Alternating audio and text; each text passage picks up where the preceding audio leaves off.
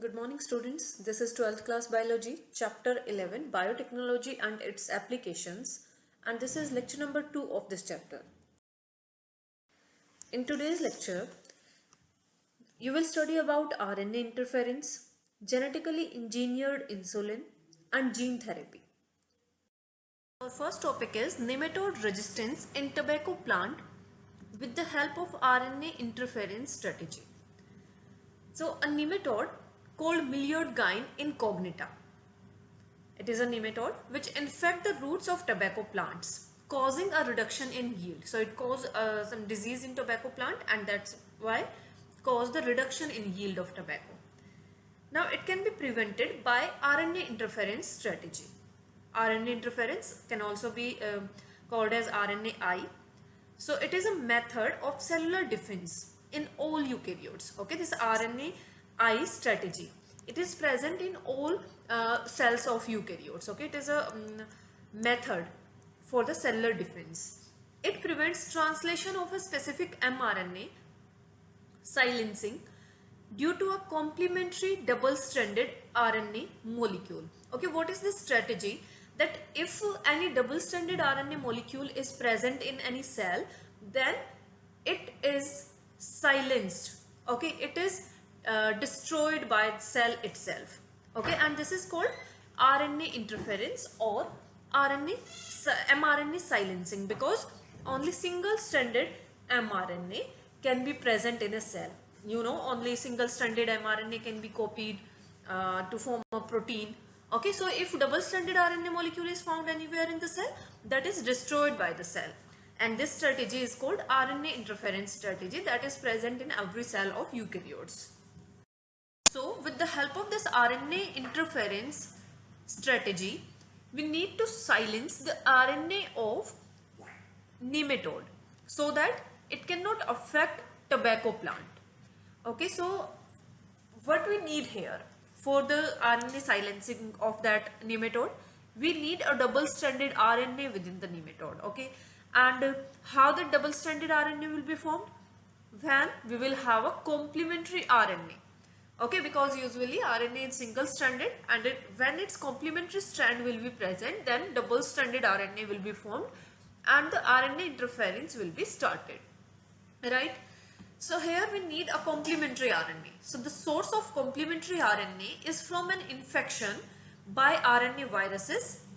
Viruses having RNA genome, retroviruses you can say, or mobile genetic elements which are called transposons or jumping DNA. Okay, so these can be used to make a complementary RNA, because these transposons replicate via an RNA intermediate. Also these RNA viruses. Okay, so these can be source for the complementary RNA strand. Now using agrobacterium vectors, you know about agrobacterium, tumefacium. So using that as a vector, nematode specific gene means DNA, which is specific of that nematode. Okay, Miliodgine incognita. So that DNA is introduced into host plant.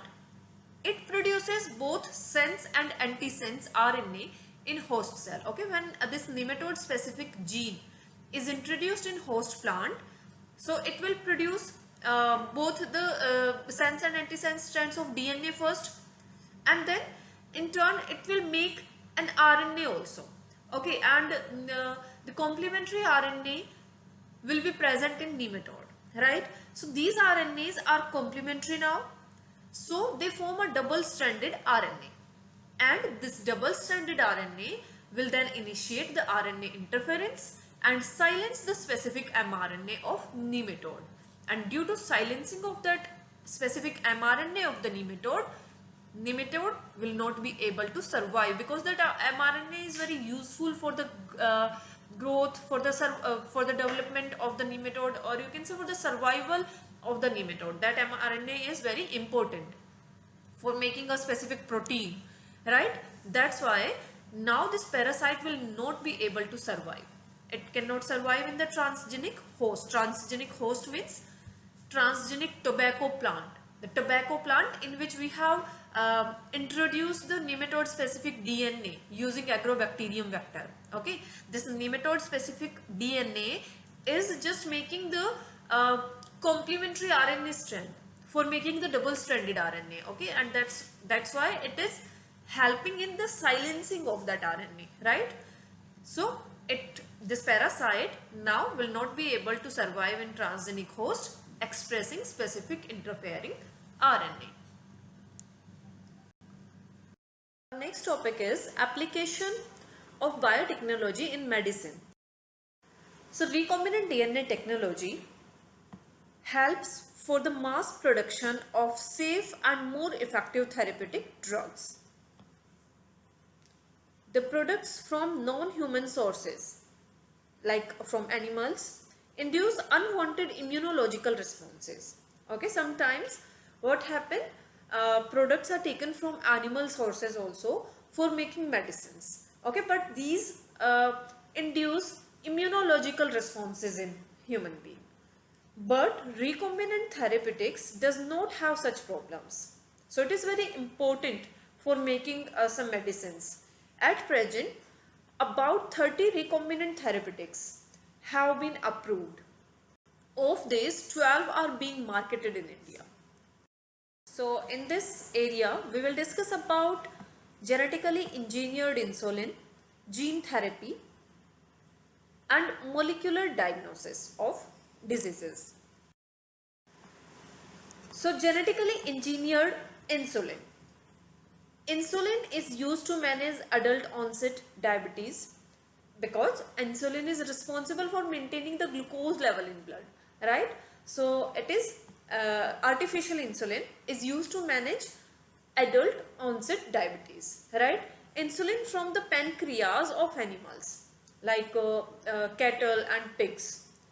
So initially humans were using insulin from the pancreas of these slaughtered animals, okay, cattle and pigs.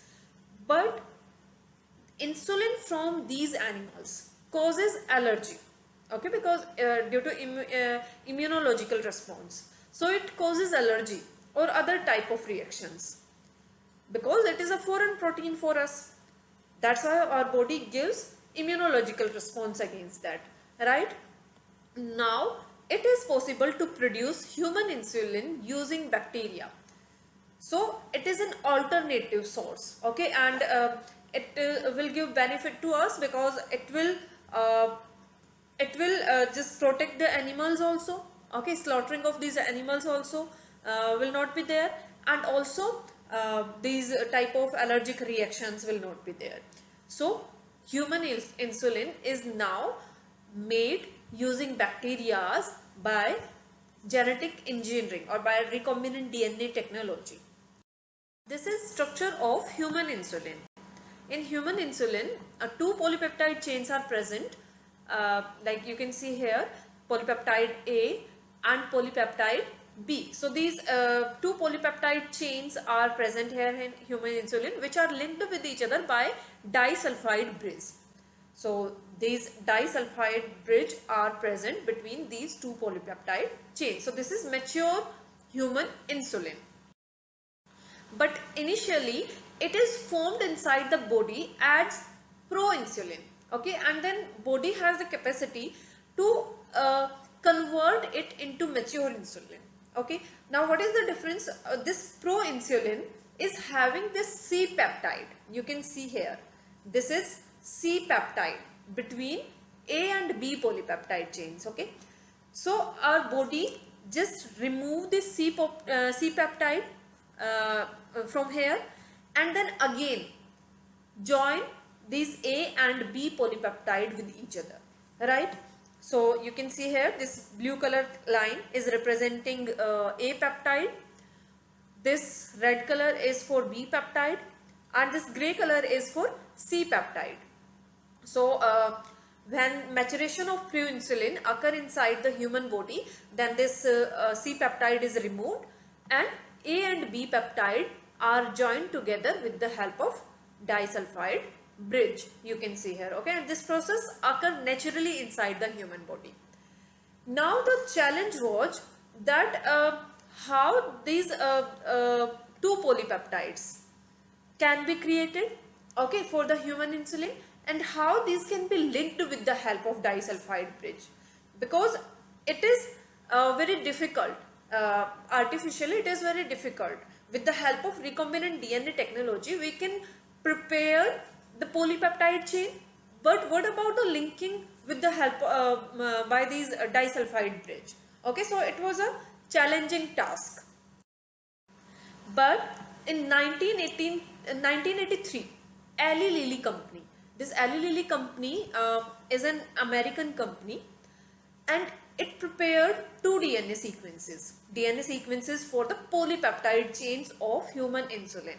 Okay, and these two DNA sequences were for the A and B chains of human insulin. Now they were introduced in plasmids of E. coli to produce insulin chains. Chain A and chain B were combined by creating disulfide bonds to form human insulin. Okay, so Eli Lilly company made human insulin with the help of recombinant DNA technology. First they produced the A and B polypeptide chains using plasmids of E. coli, right? And then finally they became successful to join those polypeptide chains with the help of disulfide bonds. Now next topic is gene therapy. Gene therapy is a method to correct a gene defect in a child or in an embryo, because due to any gene defect there can be any disease. So if that gene is corrected, then one can get rid of that disease. Okay, so it is a method to correct that gene.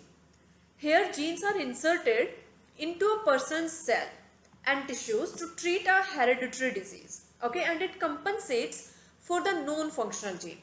Okay, if a functional gene is inserted, then this functional gene can compensate for the non-functional gene.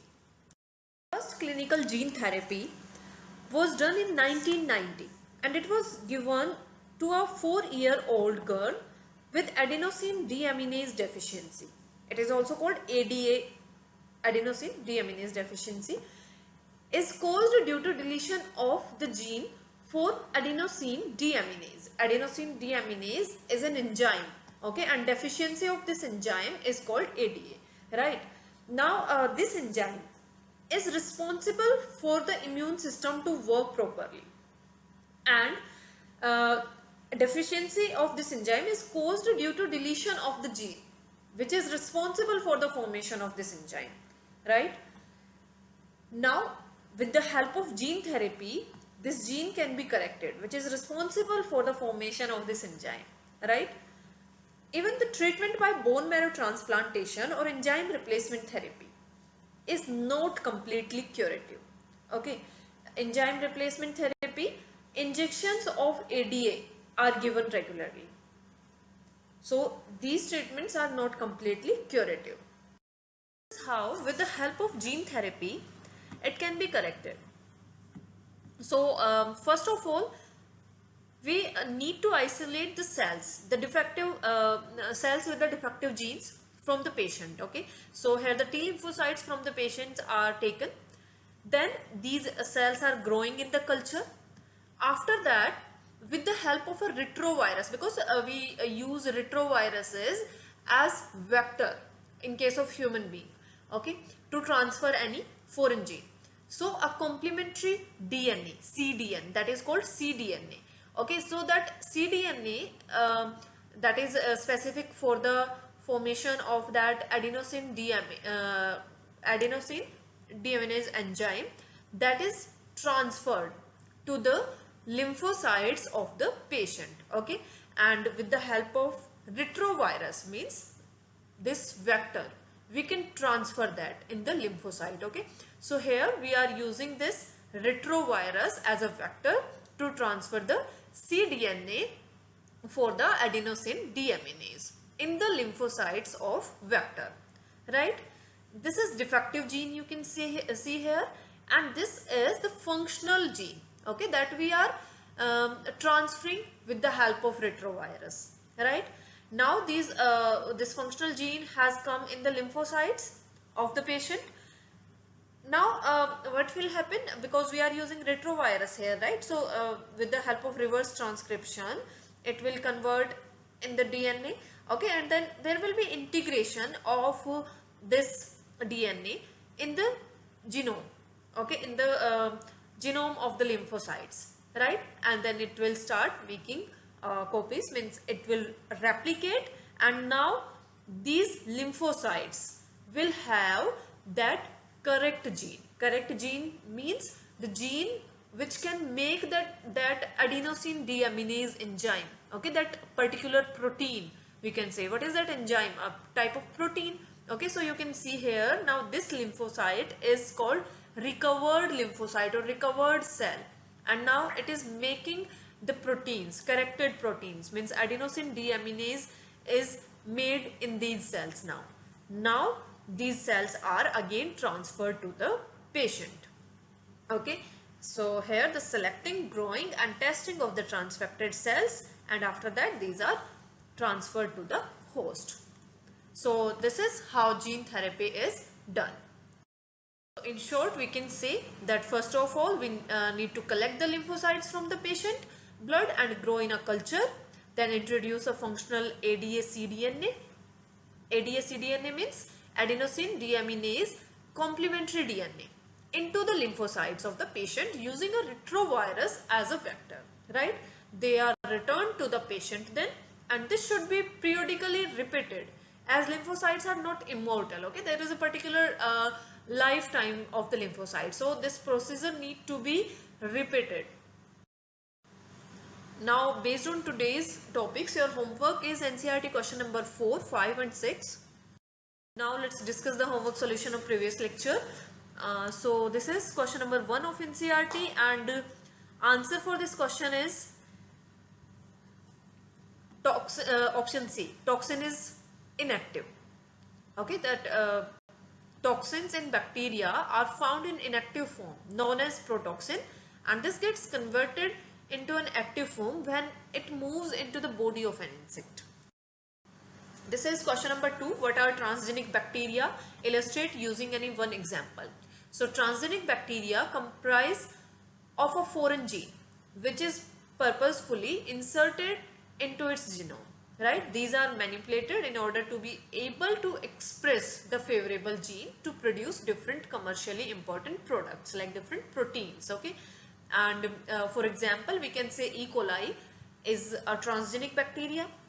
If we use E. coli for making insulin, the two polypeptide chains of insulin, when these are made inside the E. coli becomes a transgenic bacteria.